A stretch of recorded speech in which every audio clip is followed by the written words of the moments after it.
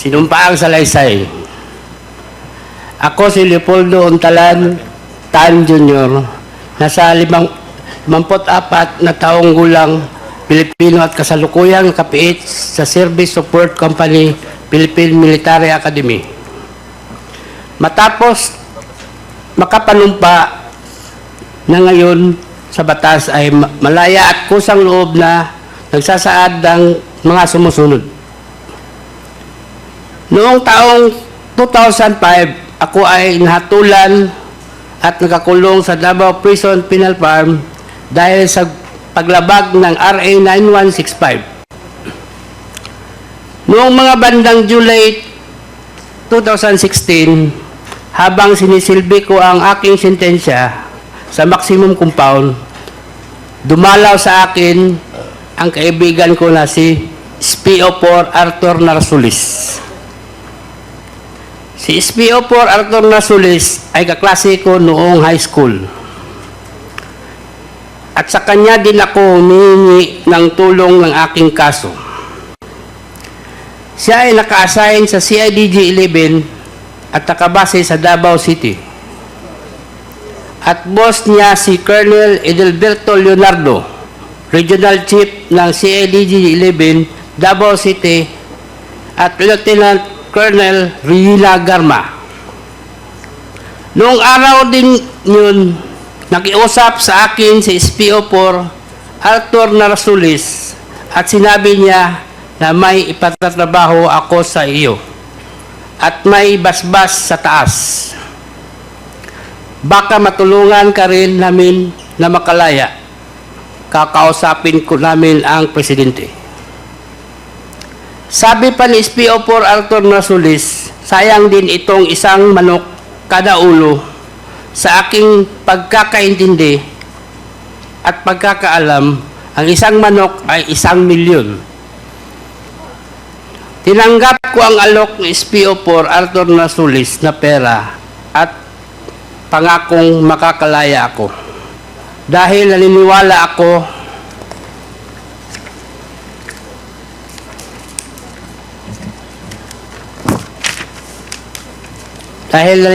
ako sa kapasidad at kakayahan ng boss niya na si Colonel Edelberto Leonardo na matutupad nila ang kanilang pangako dahil sa malakas sila sa taas.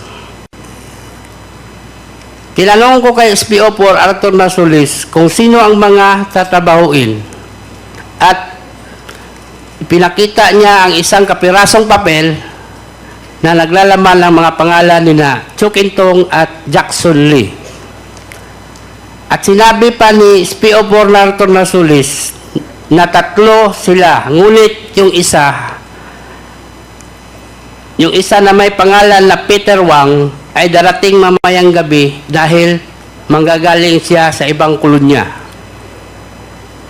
Nagpakita pa si SPO4 Arthur Narsulis sa akin ng isang papel na naglalaman ng iba't ibang pangalan ng 32 na Chinese drug lords na nakapiit sa iba't ibang kolonya. Sinabi pa ni SPO4 Arthur Narsulis na ang mga Chinese na mga ito ay drug lords at galit ang presidente sa kanila. Kinabukasan at sa mga sumusunod na araw, nagmanman ako at nagtanong-tanong ako tungkol sa 3 Chinese drug lords. At nalaman ko na ang mga ito nakakulong sa foreign ward na bakod ang pagitan sa amin at may barbed wire pa. Kaya isang gabi, tumawag ako kay Arthur Narsulis at sinabihan ko na mahihirapan ako na kunin yung 3 Chinese drug lords kasi nakabukod sila. May bakod at may barbed wire pa. Sinabihan ako ni SPO4 Arthur Narsulis na maghanap ako ng kasama ko para sa trabaho sa 3 Chinese drug lords. Ibabartolina na lang kami at doon na namin isasagawa ang pagpatay.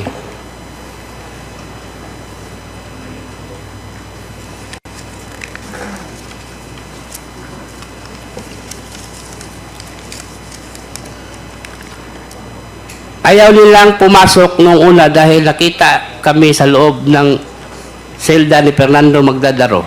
Dahil dito, inilipat muna kami.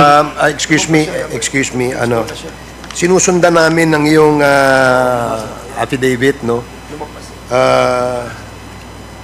Parang hindi kasama itong pahinang ito. Pwede bang malaman kung kasama ito sa iyong itong number 14, page 3? Page 3, para lumagpas ka. Nag-page 4 na siya eh. Number 14? Paki 13. Wala siyang page 2 siguro. Hindi niya nabasa yung page 2. Dumikit. Dumikit lang. Dumikit. Number 14. Galing kasi 13, di ba? Dumikit lang. Paki-check mo nga ulit kung yan ba kasama sa iyong salaysay.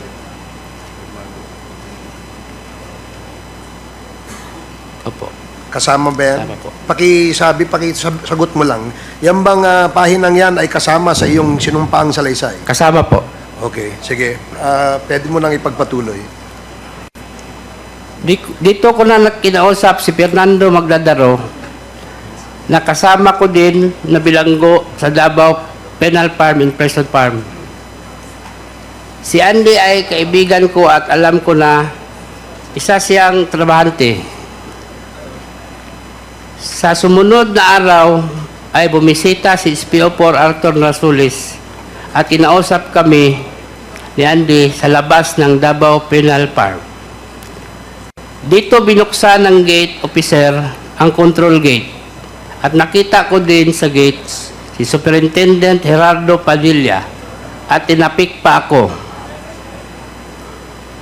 Noong papalabas kami ng gate, narinig ko yung isang empleyado sa pintuan napuntahan si Fortaleza, Major Fortaleza. Sabihin nyo na may dalaw siya. Ang classmate niya na si Garma. Ang Garma na tinutukoy ay si Lieutenant Colonel Ruila Garma na sa pagkaalam ko ay taga CIDG. Kilala ko si Lieutenant Colonel Ruila Garma na karelasyon ni Art SPO4 ng Sulis. Kinabukasan, nagkaroon ng search at pinalabas na may nakuhang sachets ng shabu sa aking bulsa. Dahil dito, ako ay dinala sa Bartolina, Silda 6, kung saan nakasama ko si Fernando Magdadaro na nakuhanan din ng shabu sa bulsa. Sa loob ng Bartolina, lumapit si Jimmy Fortaleza at sinabihan ako ng, "Tol, trabahuin niyo yan. Hindi kayo pwedeng pumalpak." Habang nasa Bartolina kami, si Jimmy Fortaleza ang nagbibigay sa amin ng kanin, ulam, sigarilyo at coke. Pagkaraan ng 2 araw, dinala ng mga taga-Bucor yung 3 Chinese drug lords sa Bartolina, Silda 6.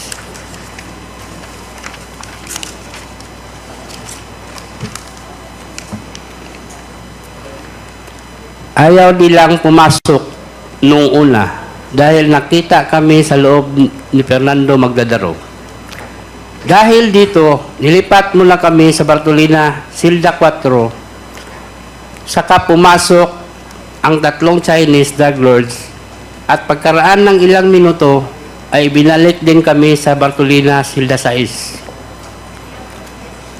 Noong August 13 ng gabi, pinagsasaksak na namin yung 3 Chinese drug lords. Ginamit ko ang korta at pagsaksak at si Fernando Magdadaro naman ay gumamit ng 29 balisong sa pagsaksak.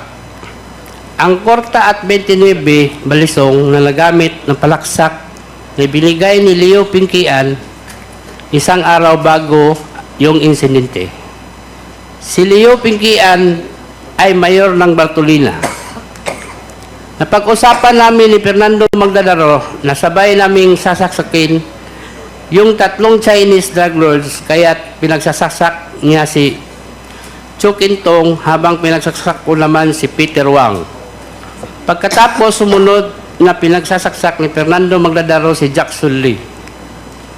Pagkatapos ng insidente ng pagpatay sa tatlong Chinese drug lords, nilagyan ni Fernando Magdadaro ng malong yung rehas ng Bartolina, Silda Sais, para hindi makita ang duguan na katawan ng tatlong Chinese drug lords.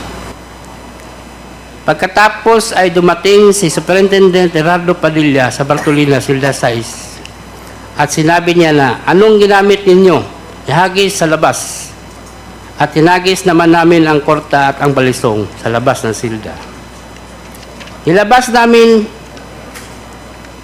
namin sa silda ang kamay namin at pinusasan kami ni Sir Puro. Pinalabas kami para dalhin sa IS Investigation Section.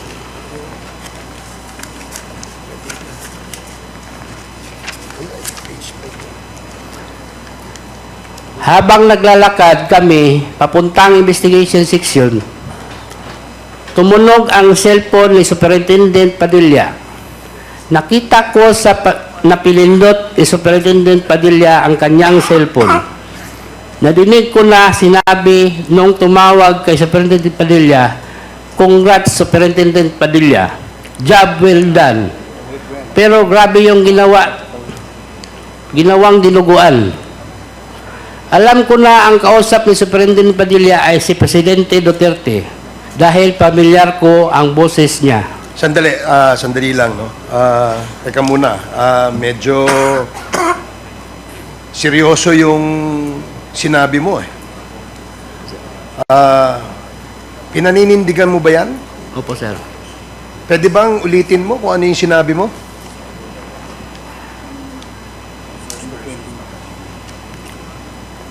Habang naglalakad kami papuntang Investigation Section, tumunog ang cellphone ni Superintendent Padilla. Nakita ko sa pinindot ni Superintendent Padilla ang kanyang cellphone. Nadinig ko na sinabi nung tumawag kay Superintendent Padilla, "Congrats, Superintendent Padilla. Job well done." Pero grabe yung dinuguan.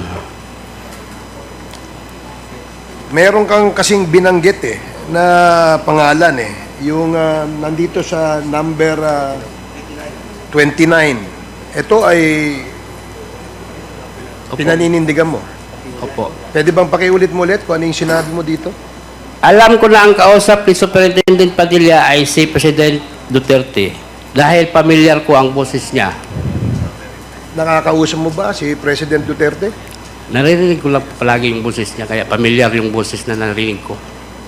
Sige, patuloy lang. Pagkatapos ng tawag, sabi ni Superintendent Padilla sa mga kasamahan niya doon, tumawag si Presidente nag-congrats sa akin. Dahil sa sinabing ito ni Superintendent Padilla, kaya lalo akong napaniwala na ang tumawag sa kanya ay si President Duterte. Pagkatapos kaming imbestigahan sa IS, kinausap kami ng hipi ng Bartolina na si Jerome Glassi. Pinapapili kami kung saan selda ang gusto namin at pinapalinis ni Superintendent Padilla. Pinili namin ang Bartolina, Silda Sais, at doon kami naglagi ng 3 linggo. Pagkatapos ng 2 araw, dumalaw sa akin si SPO4 Arthur Narsulis at sinabihan kami na nandito na ang reward ninyo na tig-1 milyon. Saan ko ito ibibigay? At ang sagot ko, ibigay mo ang 1 milyon sa asawa ko. At ang sani naman ni Fernando Magdadaro, ibigay ang 1 milyon sa kanyang asawa. Pagkaalis ni SPO4 Narsulis, naisip ko na ang usapan namin ay 1 milyon kada ulo, kaya kulang ang reward na natanggap ng mga asawa namin. Ngunit naisip ko rin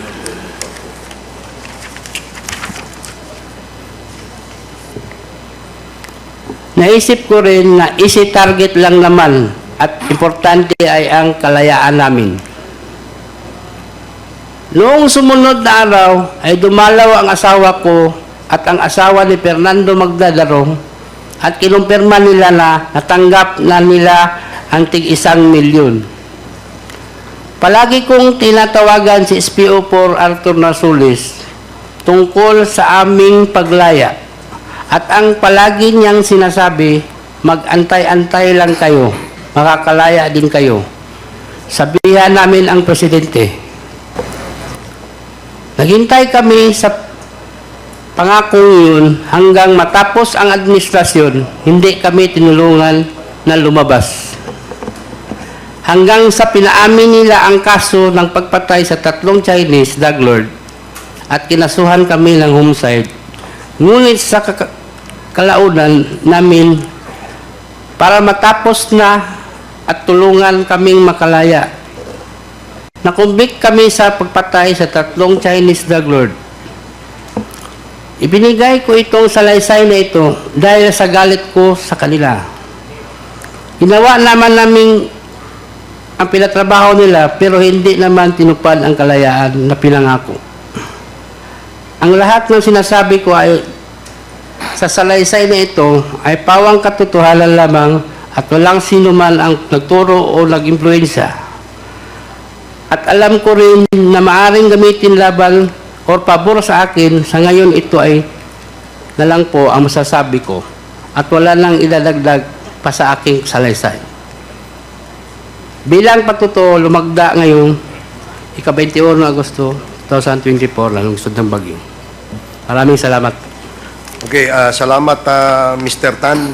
Ito bang sa salaysay mo, pirma mo ito? Opo, Your Honor. Okay, meron ka pa bang idadagdag na Wala na po. wala ka nang dadagdag? Okay.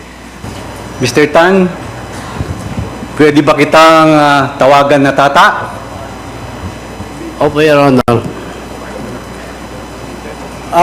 Sa binasa mong salaysay, sa pahina 5, numero 28, 29, at 30, sa number na 28, 29, at 30 ng iyong affidavit, nakakagulat ang mga sinabi mo, tata. Baka lang kako naman nagkamali ka ng basa, namali ka ng basa. Pwede mo bang basahin ulit ng malakas at malinaw yung number 28, 29 at 30? Mr. Chairman, tata.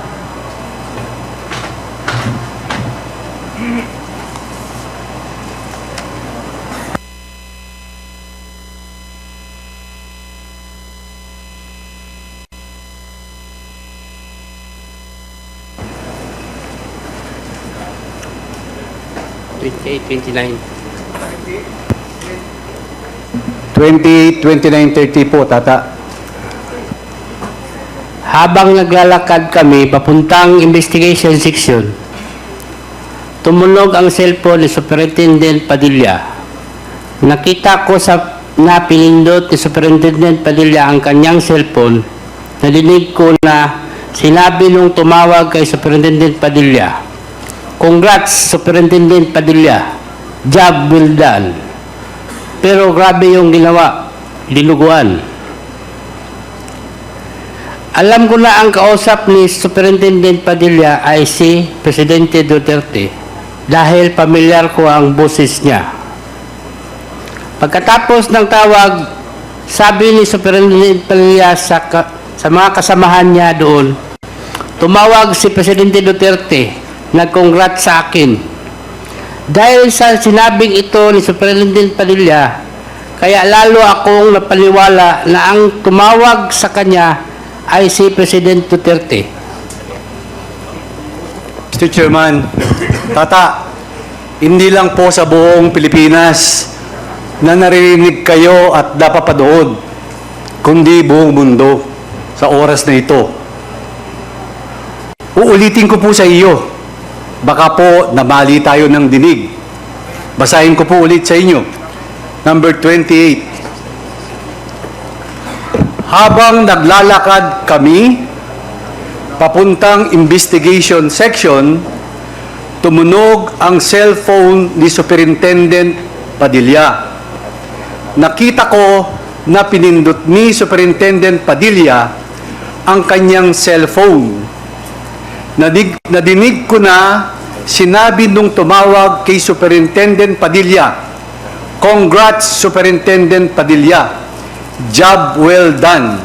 Pero grabe yung ginawang dinuguan." Number 29. Alam ko na ang kausap ni Superintendent Padilla ay si Presidente Duterte dahil pamilyar ko ang boses niya. Numero 30. Number 30.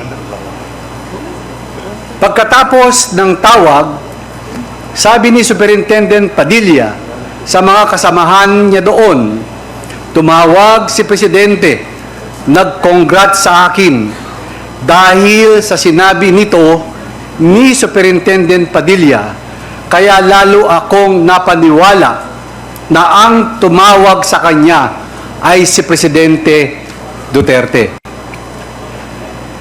Tata, sigurado po ba kayo ang boses ni dating President Duterte, yun ang narinig mo habang kayo'y naglalakad? Opo, Your Honor. Mr. Chairman, wala na po akong itatanong kung hindi in this light of this very serious and sensitive development. May I move in the interest of fairness? May I move to invite the former president to hear his side on this matter? I raise my case, Mr. Chairman. Thank you, Senior Deputy Speaker Gonzales. There is a motion to invite the former president to shed light on the issue raised before this committee in the spirit of fairness. Is there any second? Duly seconded, and hearing no objection, the motion is carried.